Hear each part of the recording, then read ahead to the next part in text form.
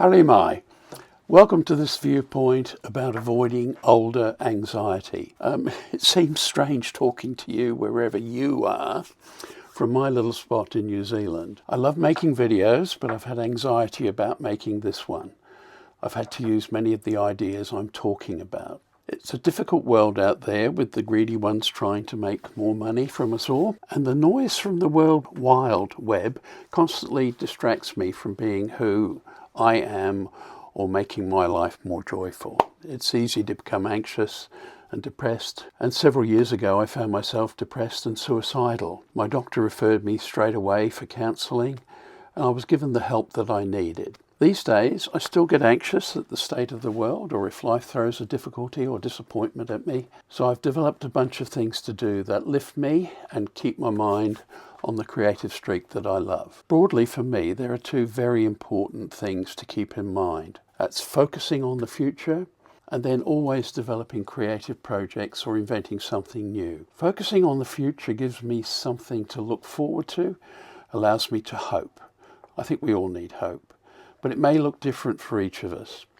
It can be small or your wildest imaginations. Right now I've been enjoying some leave from work, and my wife and I are planning lots of different things. Making this video is one of the things I enjoy, and I like the planning process that comes first. I need to have an updated list of things to do. Starting a YouTube channel about still working after being 70, decluttering and getting rid of unused stuff around the house, planning adventures for my wife and I, and many other things that are only dreams or conceptions. Invention in my world is being able to create something out of nothing or from a list of ingredients like a cooking recipe to make something where there was nothing before, like this video. For me, it can include writing, whittling, cooking, going somewhere new, finding something to laugh about, making sure I know how much I have to be grateful for. I think that our time of life, over the 60s and 70s,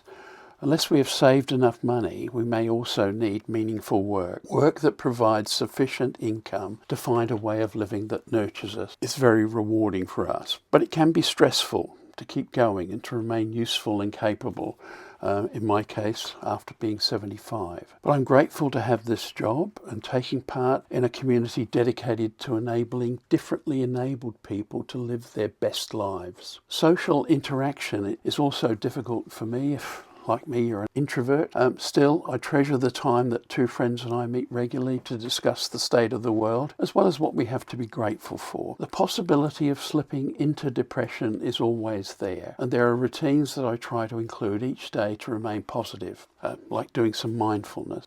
20 minutes using a guided app seems to work for me. Some form of stretching exercise.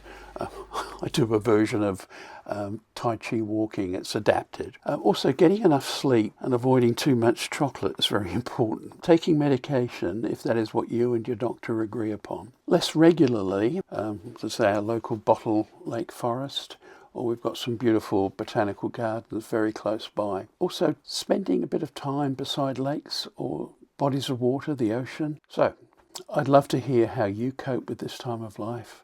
What do you do to keep enjoying your time on Earth? What is most important to you? Please like this if this was useful, or subscribe if you want to see more of this kind of video.